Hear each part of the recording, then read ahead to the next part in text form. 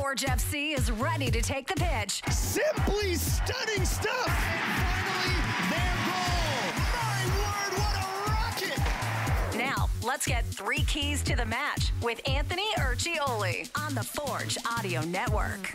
Hey, my Forge faithful, 3 keys to the match presented by Volkswagen. Forge FC at home for the second leg of the CPL Semi-Final against Cavalry FC. You know the drill. It's tied 1-1 after that first match. It basically cancels out 90 minutes. 90 minutes will hopefully determine. It could go beyond 90 minutes. Let's hope not. But Forge looking for a 90-minute victory against Cavalry FC. They're looking for a victory anywhere, but 90 minutes, we don't have to get back into that. You can listen to Focus on Forge, Match Day Preview, everything we've dropped this week to tee up this matchup between Forge and Cavalry. They prefer not to go to PKs, leave it to chance. I think Forge is confident in the fact that they're at home. I think they feel like they're the better club. I think they feel like they were the better club in the first match, certainly. And so you don't want to leave it to that coin flip luck chance of PKs. You want to get it done in 90 minutes, especially at home. That's what I'm alluding to. But besides that, this is 3 keys to the match. What can Forge do? Now, there aren't a lot of surprises left between these two clubs. I mean, they've played each other 18 times over, what's now 4 seasons. This will be the 5th time they play each other just this year. How many secrets can you really have, especially with 2 coaches that know each other so well? The players know each other well. You got to remember, the CFL is kind of like this too. It's a small league. When you have a league with as many teams as, whether it's 8, 9, 10 teams, it's clubs are going to get to know each other. Players are going to know each other because there's a lot of movement within the team. So players, you end up playing with most of the players. And don't forget, these guys all spent, 2 years, not the whole 2 years, but they spent time in the bubble together. All these clubs and all these players, they all know each other pretty well, and there's not a lot of surprises left. So having said that, what can Forge do? What are the 3 keys for Forge FC to punch their ticket to a 4th consecutive CPL final? Key number 1, work the wings. Why? Cavalry sat back in that opener. They sat back and they relied on the counter. The counter is a lot more dangerous when the other club is making mistakes in the middle of the field. Turning mistakes in the middle of the field into counters, much easier than it is on the wings. You make a mistake on the wing, you can recover. And don't forget, Forge FC, the best recovery team in the league. This is a stat I haven't mentioned it in a while, but it was my favorite stat for a long time, and I think people just maybe got tired of hearing it, but I'll repeat it now because it's been a while. Forge FC, there's a stat that the CPL tracks as part of its advanced analytics, recoveries. And essentially what it means is when one team loses possession of the ball, what percentage of the time do they retain the ball back within 6 seconds? So within 6 seconds, how often is that club getting the ball back after they've given up possession? Forge FC was hovering just under 50%. I believe they're still around 46, 47%. So almost half the time that Forge does lose possession, they get it back almost immediately. And it's, again, much easier to do, and it's less dangerous when you are focusing on the wings and trying to beat Cavalry wide. And if you're going to make a mistake, it's just not as big a deal. You can recover more so from it, and Forge can be very dangerous on the wings. We don't know how they're going to line up yet, and we won't until about an hour before kickoff, which is at 5 o'clock, by the way, on Sunday at Tim Hortons Field. I figured you knew, but I should. It bears repeating. But we've seen Forge go with Chouanier, Borges, could be Campbell. They could rely on a fullback to take, because we've seen that as fullbacks playing kind of like wingbacks. Ashton Morgan does that a lot. Players that are fully capable of making plays out wide and also delivering the ball and creating some dangerous chances in the middle of the field through crosses. And, we've seen these wingers, right? There's freedom to cut and play in the middle of the field if they choose to do so. So a lot of damage can be done out wide. Tim Hortons Field, one of the bigger pitches in the Canadian Premier League, Forge can take full advantage. It's already a home field advantage. It can be even more so if they decide to beat Cavalry and use the wide sides of the field. Key number 2 for Forge FC. Bank on Becks. For whatever reason, this is sports, right? Some players, great players, just seem to just take it up one extra notch against certain clubs. Kyle Becker has been a Cavalry killer for years now. And it seems like every single time they play a big match against Cavalry, Kyle Becker is at the center of it. In the opening leg, it was that unbelievable delivery to Rubens Pacius, which ultimately tied the match and made it so Forge can go into this match at home now with just needing a win. That's it. Win it and you're in. Had they lost that match 1-0, it would have been a different story. It would have been a little more difficult. But they're in a great spot now because of that delivery from Kyle Becker and, of course, the finish by Pacius. But whatever it is, Captain Kyle Becker, he thrives in moments like this. Head coach, technical director, Bobby Smyrniotis, talked about that in his pre-match media conference. I think most importantly, he's a competitive spirit. You know, he loves to compete. He loves to win. And these games are without a tomorrow.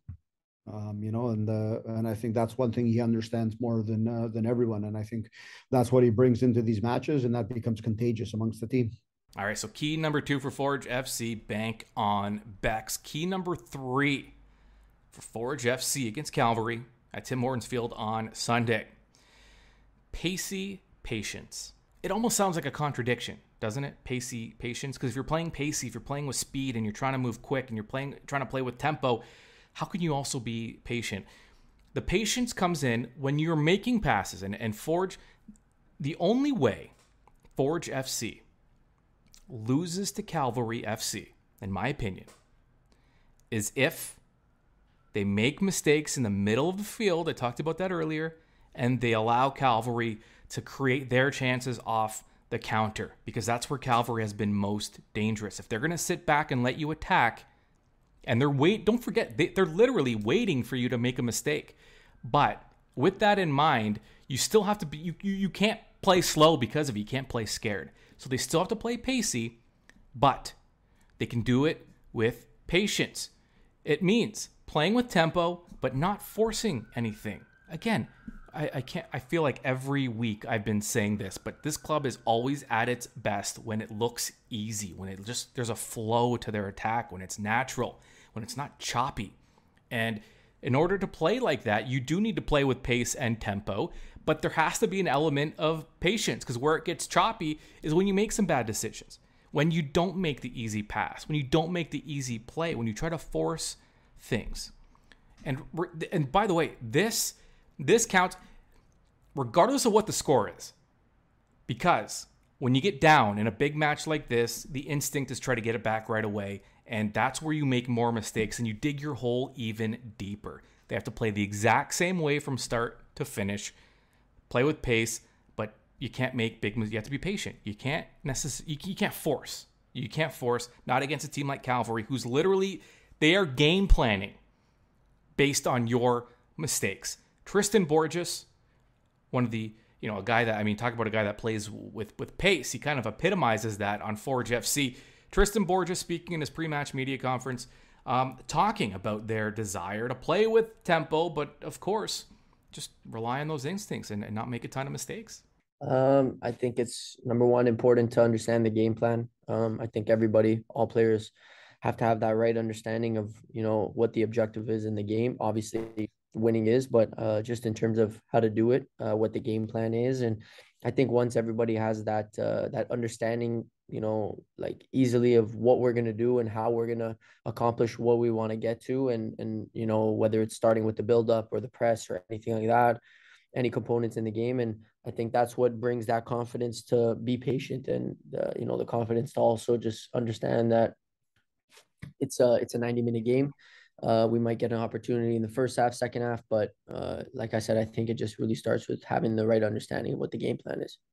Yeah, and you mentioned the 90 minutes. If Cavalry is able to, score first or anything like that. How important is it though to also keep kind of that level head that it is 90 minutes, that you've come back before, that you kind of want to stick to your game plan regardless of what happens in the first few minutes? Yeah, I think it's obviously easier said than done.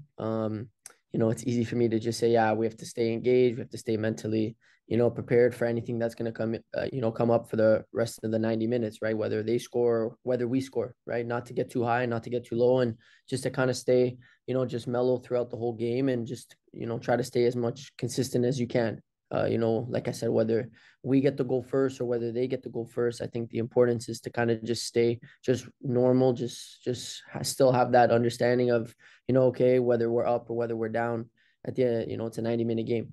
I said it before that, especially when it comes to playing Cavalry, you never know if you score a goal in the first minute or the 90th minute with them, right? So, obviously that's something that we know as a team, and yeah, for us, it's, we've played them multiple times, so we have a good understanding of it.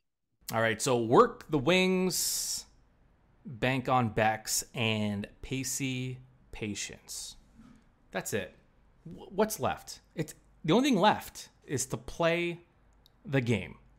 And you can be there live. You can be part of history. If you have not purchased your tickets yet, incredible promotion going on, because it's the Forge FC Family Pack. It returns, but it has a Halloween twist. So it'll be fun for the kids as well.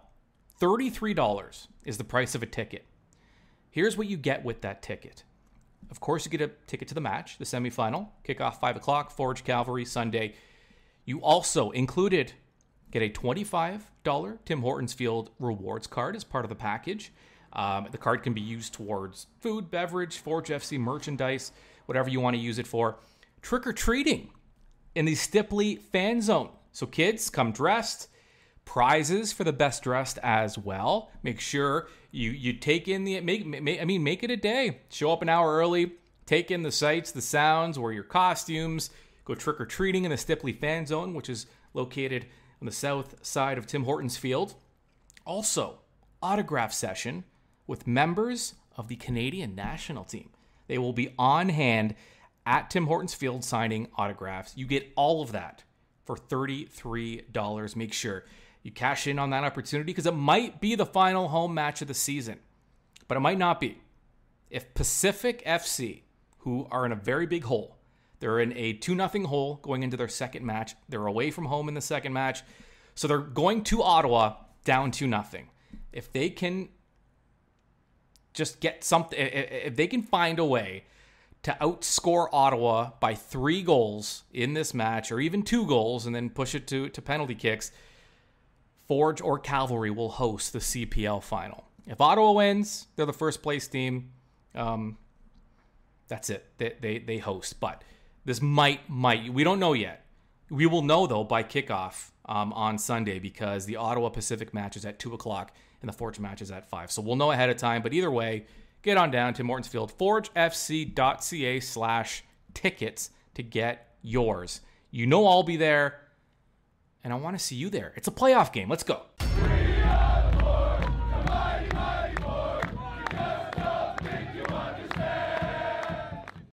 Forge FC is ready, and now you are too. This has been 3 Keys to the Match on the Forge Audio Network. Keep up to date on your Forge FC by subscribing to the Forge Audio Network on Spotify or wherever you get your podcasts.